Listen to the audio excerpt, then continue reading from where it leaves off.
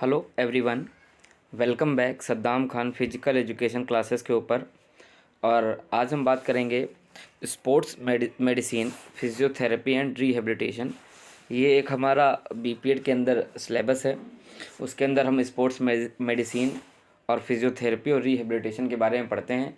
तो सबसे पहले मैंने इससे पहले एक वीडियो बनाई थी। जो छात्र जो भाई हमारे बीपीएड कर रहे हैं उनके लिए बहुत ही अच्छे नोट्स हैं ये। इससे पहले मैंने वीडियो बनाई थी स्पोर्ट्स मेडिसिन की, मैंने definition, meaning, AIIMS and objective बताए थे। अब उसी सिलेबस में आप आगे बढ़ेंगे तो उसके अंदर एथलीट केयर एंड रिहेबिलिटेशन के बारे में दिया है। आज हम उसी पे चर्चा करेंगे। ये हमारा पार्ट 2 है, बीपीएड के सिलेबस के अकॉर्डिंग ही यहाँ पर हम चल रहे हैं। ये हमारा दूसरा पार्ट है। तो चलिए आगे देखते हैं। सबसे पहले हम उसमें देखते हैं एथलीट्स केयर एंड रिहेबिलिटेशन। जब आप सिलेबस में आगे पढ़ेंगे तो उसी में दिया हुआ है एथलीट्स केयर एंड रिहेबिलिटेशन। तो आज सबसे पहले हम जानेंगे एथलीट्स केयर क्या चीज़ है, ठीक है, उसके बारे में। चलिए देखते हैं व्हाट इज़ एथलीट्स केयर, ठीक है, उसके बारे में देखते हैं हम। सबसे पहला पॉइंट हमारा है सिलेक्शन ऑफ द प्लेयर्स।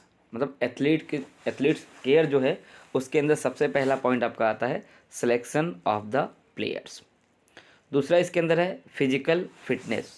भाई अगर एथलीट्स की हम केयर कर रहे हैं तो हमको इन सब पॉइंट्स पे ज़रूर ध्यान देना है। सबसे पहला पॉइंट है selection of the player. Player का सिलेक्शन आप कैसे करेंगे, क्या चीज़ देख के करेंगे, किस प्रकार करेंगे, कौन सा टेस्ट रखेंगे, ये सब चीज़ें इसके अंदर आती है। फिजिकल फिटनेस का ध्यान आपको रखना है। जाहिर सी बात है कि अगर आप एक एथलीट्स केयर कर रहे हैं तो आपको फिजिकल फिटनेस का ध्यान ज़रूर रखना है। तीसरा पॉइंट देखते हैं maintain the health of the players. जो प्लेयर की जो हेल्थ है उसको भी आपको मेंटेन रखना है एथलीट्स केयर के अंदर।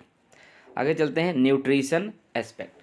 मतलब उसके न्यूट्रिशन पे भी ध्यान देना है कि एथलीट क्या खा रहा है, क्या नहीं खा रहा है, क्या चीज़ खानी चाहिए, कितनी मात्रा में खानी चाहिए, ये सब चीज़ों का भी अधिक ध्यान रखना है। पता चला कि एथलीट्स हमारा प्रैक्टिस कर रहा है, उसके बाद डाइट में वो कुछ भी नहीं लेता है, तो उसके ऊपर भी कहीं ना कहीं उसकी परफॉर्मेंस डाउन होती जाती है। अगर हमें अच्छी परफॉर्मेंस चाहिए, अपने एथलीट्स की अच्छी केयर करनी है, तो न्यूट्रिशन का भी एक पार्ट बहुत ही इंपॉर्टेंट है उसके अंदर।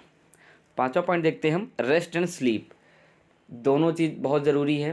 रेस्ट ज़रूरी है। अगर आप कोई भी प्रकार की ट्रेनिंग कर रहे हैं, चाहे वो फाटलेक हो, इंटरवल ट्रेनिंग हो, कंटिन्यूस ट्रेनिंग हो, एनीवन कोई भी ट्रेनिंग हो हमारी, तो उसके अंदर रेस्ट और स्लीप दोनों ज़रूरी हैं। ड्यूरिंग ट्रेनिंग आपको रेस्ट करना है। आप ट्रेनिंग कर रहे हैं तो आपको रेस्ट ज़रूर चाहिए। आपने एक रेपिटेशन लगाया 100 मीटर का, तो कुछ सेकेंड या कुछ मिनट का आपको रेस्ट चाहिए, ताकि आप दूसरी जो रेपिटेशन लगा सकें वो अच्छे से लगा सकें, उस अपनी परफॉर्मेंस अच्छी दे सकें। और स्लीप भी ज़रूरी है, क्योंकि अगर आप सोएंगे नहीं तो फिर नेक्स्ट डे का जो वर्कआउट है, जो शेड्यूल आपका है, वो आप पूरा नहीं कर पाएंगे, ठीक है। तो ये दोनों चीज़ें हमारे एथलीट्स केयर के अंदर ज़रूरी हैं, रेस्ट एंड स्लीप। आगे देखते हैं। छठा पॉइंट हमारा है रिक्रिएशन। ये मनोरंजन बहुत ही ज़रूरी चीज़ है। मनोरंजन बहुत ही ज़रूरी चीज़ है हमारे एक एथलीट के लिए, और एथलीट्स केयर का मनोरंजन एक हिस्सा है। आगे चलते हैं। सातवां देखते हैं types of training and principle. ये दोनों बहुत ही चीज़ इंपॉर्टेंट हैं। ट्रेनिंग डिपेंड करती है कि आप कौन सी ट्रेनिंग हमारे एथलीट को दे रहे हैं और कौन से सिद्धांतों का प्रयोग आप कर रहे हैं, ठीक है। भाई देखना ज़रूरी है कि आप इंटरवल ट्रेनिंग करा रहे हैं, कंटिन्यूस ट्रेनिंग करा रहे हैं, फाटलेक ट्रेनिंग करा रहे हैं, वेट ट्रेनिंग करा रहे हैं, प्लायोमेट्रिक ट्रेनिंग करा रहे हैं, कौन सी ट्रेनिंग, आइसोमेट्रिक ट्रेनिंग करा रहे हैं, कौन सी ट्रेनिंग आप करवा रहे हैं, ठीक है। ये बहुत ही इम्पॉर्टेंट है एक एथलीट्स केयर के लिए, ठीक है। और सिद्धांत भी बहुत ज़रूरी हैं कि आप उन सिद्धांतों को फॉलो कर रहे हैं या नहीं कर रहे हैं। आगे हमारा आठवां जो हमारा लास्ट जो है पॉइंट, वो देता है ग्राउंड एंड इक्विपमेंट्स, ठीक है। अब भाई बहुत ही अगर एथलीट्स की आप केयर कर रहे हैं तो ग्राउंड बहुत ही मायने रखता है कि आप एथलीट्स को किस ग्राउंड में प्रैक्टिस करवा रहे हैं। अगर आपके पास रोड है, आप एवरीडे रोड के ऊपर ही एथलीट्स को रनिंग कराते हैं, तो कहीं ना कहीं उसके नी में प्रॉब्लम आना स्टार्ट होगी, सिन पेन होना स्टार्ट होगा, उसको काफ मसल्स वगैरह पेन करेगी। तो हमें सब देखना है कौन से इक्विपमेंट्स आप यूज़ कर रहे हैं, ठीक है। हमें देखना है कि हमारा एथलीट वेट उठा सकता है या नहीं उठा सकता है।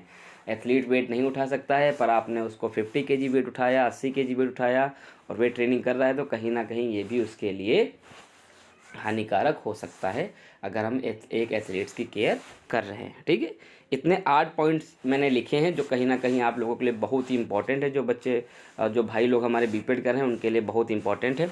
तो आगे चलते हैं हम, अब विस्तारपूर्वक हम जानते हैं, हिंदी में विस्तारपूर्वक जानेंगे कि एथलीट्स केयर है क्या चीज़। देखते हैं, एथलीट्स केयर वह शाखा है जिसका संबंध खिलाड़ी के स्वास्थ्य को बनाए रखने तथा शारीरिक प्रदर्शन को बढ़ाने में मदद करता है। ठीक है, आप इस प्रकार एथलीट केयर को समझ सकते हैं। अब आगे चलते हैं, बहुत सारे भाई लोग हमारे हिंदी में ही पढ़ते हैं तो इसीलिए मैंने पीपीटी हिंदी में ही बनाई है।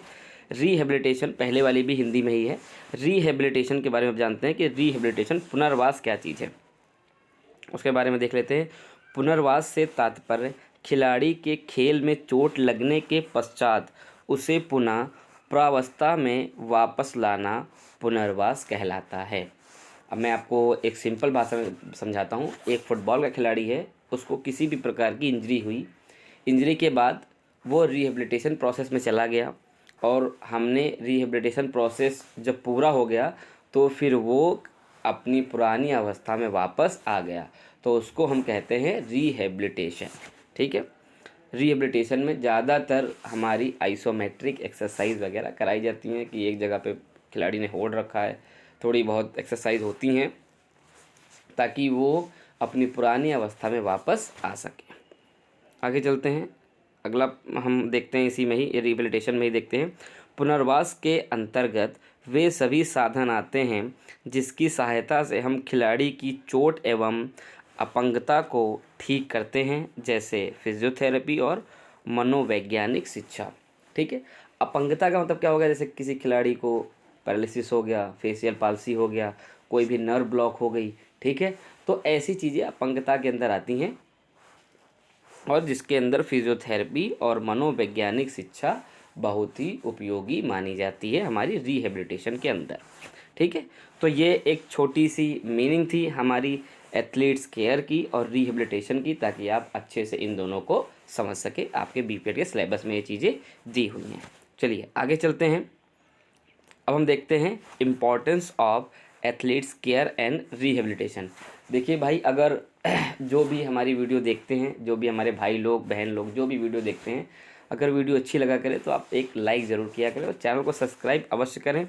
हमारे चैनल पे फ्री ऑफ कॉस्ट सारी वीडियो फ्री ऑफ कॉस्ट सभी स्टूडेंट के लिए है। बस हमारी एक ही मनोकामना है कि आप सब अच्छे से तैयारी करें, अपना बीपेड एमपेड अच्छे से कंप्लीट करें। ठीक है, तो चलिए हम देखते हैं importance of athletes care and rehabilitation. ठीक, सबसे पहला उसके अंदर है, पॉइंट नंबर 1 है खेल चोटों को कम करने में। ठीक है, एथलीट्स केयर एंड रिहेबिलिटेशन का महत्व क्या है, सबसे पहला महत्व है उसमें खेल चोटों को कम करने में। ठीक है, सबसे पहला हमारा महत्व यहाँ पे हो गया खेल चोटों को कम करने में। अब दूसरा हम देखते हैं खेल चोटों के इलाज एवं पुनर्वास में। ठीक है, खेल में अगर चोट लगती है तो उसके इलाज एवं पुनर्वास में भी ये एथलीट्स केयर एंड रिहेबिलिटेशन मदद करता है। आगे चलते हैं हम, खेल प्रदर्शन को बढ़ाने में। जाहिर सी बात है कि अगर खिलाड़ी का हमें प्रदर्शन बढ़ाना है तो अपने एथलीट्स की हमें केयर भी करनी पड़ेगी, और अगर उसको किसी भी प्रकार की इंजरी हुई है तो रिहेबिलिटेशन प्रोसेस में उसको ले जाना पड़ेगा ताकि हम जल्दी से उसको पहली वाली अवस्था में वापस ला सकें। ठीक है, अब अगला देखते हैं, चौथा पॉइंट इसके अंदर ट्रेनिंग कार्यक्रम को तैयार करने में। बिल्कुल सही बात है भाई, किसी भी प्रकार का हम ट्रेनिंग कार्यक्रम तैयार करेंगे तो इन दोनों पॉइंट्स को आपको ध्यान में रखना है, एथलीट्स केयर एंड रिहेबिलिटेशन को ध्यान में रखना है। इस तरह से हेडिंग डाल के भी आप लिख सकते हैं, कोई दिक्कत नहीं है, पॉइंट वाइज भी आप लिख सकते हैं। आगे देखते हैं, पांचवा पॉइंट हमारा है खिलाड़ी के स्वास्थ्य को बनाए रखने में। ठीक है, अगर हमारे पास एक एथलीट है, अच्छा प्रोफेशनल एथलीट है, तो अगर वो स्वस्थ रहेगा तभी वो अच्छी परफॉर्मेंस दे सकता है, आगे सारे इवेंट्स में पार्टिसिपेट कर सकता है। तो उसके स्वास्थ्य को बनाए रखने में भी एथलीट्स केयर एंड रिहेबिलिटेशन मदद करता है, उसका वहाँ भी महत्व है। रोगों की रोकथाम, बिल्कुल सही है भाई, अगर हम अपने एथलीट को किसी भी प्रकार की डिजीज़ से बचाएंगे नहीं तो हमारा एथलीट दिन पर दिन बीमार पड़ता रहेगा। अगला चलते हैं, संतुलित आहार, एक बैलेंस डाइट एक एथलीट के लिए होना बहुत ही महत्वपूर्ण है, वहाँ पर भी हमारा एथलीट्स केयर एंड रिहेबिलिटेशन का महत्व दिखाई देता है। आगे चलते हैं, ये हमारे कुछ पॉइंट थे, 7 पॉइंट हमारे कंप्लीट हो चुके हैं importance of athletes care and rehabilitation की। आगे चलते हैं, अब अगला आगे देखते हैं हम, उस सिलेबस में आगे आप देखेंगे prevention of injuries in sports. मतलब प्रिवेंशन क्या होने चाहिए कि अगर इंजरी हमें किसी भी खेल में होती है तो कुछ प्रिवेंशन होते हैं, तो उनको देख लेते हैं। कुछ मैंने पॉइंट लिखे हैं। सबसे पहला पॉइंट है फिटनेस ऑफ द एथलीट। अगर एथलीट की फिटनेस अच्छी है, ठीक है, तो उसको किसी भी प्रकार की इंजरी खेल के अंदर नहीं होगी। सबसे पहला प्रिवेंशन हमारा ये कहता है फिटनेस ऑफ द एथलीट। दूसरा है वार्मिंग अप। अगर खिलाड़ी ने अच्छे से वार्मिंग अप किया है तो उसको किसी भी प्रकार की इंजरी नहीं होगी। अगर उसने वार्मिंग अप अच्छे से नहीं किया है तो खिलाड़ी को इंजरी अवश्य होगी। कभी कभी क्या होता है, खिलाड़ी वार्मिंग अप नहीं करता है, डायरेक्ट ही स्ट्राइक लगाता है, स्प्रिंट लगाता है, स्टार्ट लगाता है, उसके बाद वो फुटबॉल की किक करना स्टार्ट कर देता है, ठीक है, वॉलीबॉल खेलना स्टार्ट कर देता है, तो वहाँ पर खिलाड़ी में ज़्यादातर इंजरी देखने को मिलती है। तो इसीलिए वार्मिंग अप ज़रूरी है। वार्मिंग अप के ऊपर भी मैंने एक विस्तार पूर्वक वीडियो बना रखी है, आप प्लेलिस्ट में जा कर के देख सकते हैं, ठीक है। उसके अंदर आपको वार्मिंग अप की वीडियो मिल जाएगी, या तो मैं डिस्क्रिप्शन में लिंक डाल दूँगा, वहाँ से आप देख सकते हैं। तीसरा है कूलिंग डाउन। अगर आपने किसी भी प्रकार की ट्रेनिंग की है, वार्मिंग अप किया है, उसके बाद हमारी एक्सरसाइज की है, जनरल एंड स्पेसिफिक एक्सरसाइज की हैं, उसके बाद आपने किसी एक ट्रेनिंग का सेशन कंप्लीट किया है, अगर उसके बाद आपने कूलिंग डाउन अच्छे से किया है तो आपको किसी भी प्रकार की इंजरी नहीं होगी। अगर आपने कूलिंग डाउन अच्छे से नहीं किया है तो आपको इंजरी होने के चांसेस हो सकते हैं। कूलिंग डाउन को ही हम लिम्बरिंग डाउन के नाम से भी जानते हैं। इसमें तरह तरह की हम जॉगिंग करते हैं, स्लो जॉगिंग थोड़ा करते हैं, वॉकिंग करते हैं, कई प्रकार की स्ट्रेचिंग करते हैं, ये सब कूलिंग डाउन के अंतर्गत आता है। चलिए आगे चलते हैं हम। चौथा हमारा है ऑब्जर्वेशन ऑफ रूल्स। ज़रूरी हैं, रूल्स को ऑब्जर्व करना ज़रूरी है। रूल्स आपको पता होने चाहिए। हर खेल के अलग अलग नियम हैं। अगर आप नियम के हिसाब से खेलों को नहीं खेलते हैं तो जाहिर सी बात है कि आपको चोट लगेगी, वहाँ पर किसी भी प्रकार का प्रिवेंशन आपका नहीं हो सकता है। इसीलिए कोई भी खेल खेलने से पहले हमें खेलों के नियम जानने आवश्यक होते हैं। आगे चलते हैं हम। Proper clothing and footwear. हर एक खेल का अलग कपड़ा है, अलग जूते हैं, तो आपको ध्यान रखना चाहिए कि अगर हम हॉकी खेल रहे हैं तो हॉकी के लिए अलग जर्सी है, नेकर है, उसकी शॉर्ट्स है, उसके शूज़ हैं, हॉकी स्टिक है, हमारी बॉल है, ठीक। सेम वैसे ही आप एथलेटिक्स में आते हो, स्पाइक्स है, आपकी एथलेटिक किट है, ये चीज़ ध्यान रखने हैं। जैसे आप फुटबॉल खेलने हैं उसमें स्टड है, तो ये सब चीज़ें आपको ध्यान रखनी है कि हर एक गेम के लिए प्रॉपर किट, प्रॉपर कपड़े, प्रॉपर शूज़ बनाए गए हैं। अगर आप उनको पहन कर खेलते हैं तो किसी भी प्रकार की इंजरी आपको नहीं होगी। अगर आप इसका इस्तेमाल नहीं करते हैं तो आपको इंजरी होने के चांसेस ज़्यादा रहते हैं। एग्जांपल लेते हैं, अगर क्रिकेट में हम लेदर की बॉल से खेल रहे हैं तो हमें हेलमेट लगाना ज़रूरी है, ठीक है, पैड लगाने ज़रूरी हैं, ग्लव्स पहनना ज़रूरी है। अगर हम इन सब इक्विपमेंट्स को नहीं पहनते हैं तो हमें इंजरी होने के चांसेस ज़्यादा रहते हैं। आगे देखते हैं हम प्रॉपर इक्विपमेंट, ठीक है। हम किसी भी प्रकार की ट्रेनिंग कर रहे हैं तो हमारे पास प्रॉपर इक्विपमेंट होने चाहिए, ठीक है। अगर प्रॉपर इक्विपमेंट नहीं होगा तो हमें उससे भी कई तरह की इंजरी हो सकती है। आगे चलते हैं इन्वायरमेंट। जाहिर सी बात है, इन्वायरमेंट भी कभी कभी बहुत ही ज़्यादा मायने रखता है। होता क्या है, कभी कभी हमारे इंडिया से जब खिलाड़ी फॉरेन कंट्री में जाते हैं खेलने के लिए, तो ऐसा नहीं है कि अगर 5 तारीख को कंपटीशन है, 5 जनवरी को कंपटीशन है, तो वो 3 तारीख को यहाँ से जाएंगे और 4 को वहाँ पहुँचेंगे, 5 को कंपटीशन खेलेंगे, ऐसा नहीं होता है। हमेशा वो लोग 1 महीना या 15 दिन पहले जाते हैं, कैंप लगाते हैं, ट्रेनिंग करते हैं, वहाँ के इन्वायरमेंट को समझते हैं, फिर वहाँ पर कंपटीशन खेलते हैं, ठीक है। ऐसा नहीं होता। कई बार चीज़ें कैसे होती है कि अगर हम सडनली 5 तारीख को गेम है, हम 4 तारीख को पहुँचेंगे तो वहाँ का इन्वायरमेंट हमें नहीं समझ में आता है। कभी कभी हमें फ़ीवर आ जाता है, किसी भी प्रकार की समस्या हो जाती है, तो हम अपना परफॉर्मेंस अच्छा नहीं दे पाते हैं। इसीलिए हमेशा जब इंडिया से टीम जाती हैं फॉरेन कंट्री में खेलने के लिए तो 10 दिन, 15 दिन, 20 दिन पहले जाती हैं, वहाँ ट्रेनिंग करती हैं, वहाँ के माहौल को समझती हैं, वहाँ के इन्वायरमेंट को समझती हैं, फिर उसके बाद वहाँ के कॉम्पिटिशन में पार्टिसिपेट करती हैं, ठीक है। चलिए अब आगे हम देखते हैं कॉमन स्पोर्ट्स इंजरीज़ के बारे में। ये भी आपके सिलेबस में दिया हुआ है, तो चलिए उसको देख लेते हैं हम। सबसे पहले हमारी कॉमन स्पोर्ट्स इंजरी है स्प्रेन, फिर उसके बाद दूसरी है स्ट्रेन, तीसरी है कॉन्ट्यूज़न, चौथी है फ्रैक्चर और पांचवी है डिसलोकेशन। अब इसके बारे में हम विस्तार पूर्वक यहाँ पर बात करेंगे, ठीक है, हम जो भी पढ़ेंगे विस्तार पूर्वक पढ़ेंगे, अच्छे से पढ़ेंगे, ताकि आपका जो कॉन्सेप्ट है वो क्लियर हो जाए। आपका कॉन्सेप्ट क्लियर रहेगा तो आपको फुल्ली नॉलेज रहेगी उस सब्जेक्ट की। अगर कॉन्सेप्ट नहीं क्लियर होगा तो फुल नॉलेज नहीं रहेगी। जैसे कि एक कहावत है कि अधूरा ज्ञान फंसाए जान। अगर आपको अधूरा ज्ञान होगा तो फिर अब कहीं ना कहीं जान वो फंसी रहती है। तो उससे अच्छा है कि हमें किसी भी चीज़ का ज्ञान पूरा होना चाहिए। चलिए आगे देखते हैं। सबसे पहले हम बात करेंगे स्प्रेन की। यहाँ पर स्प्रेन की बात करते हैं, ठीक है।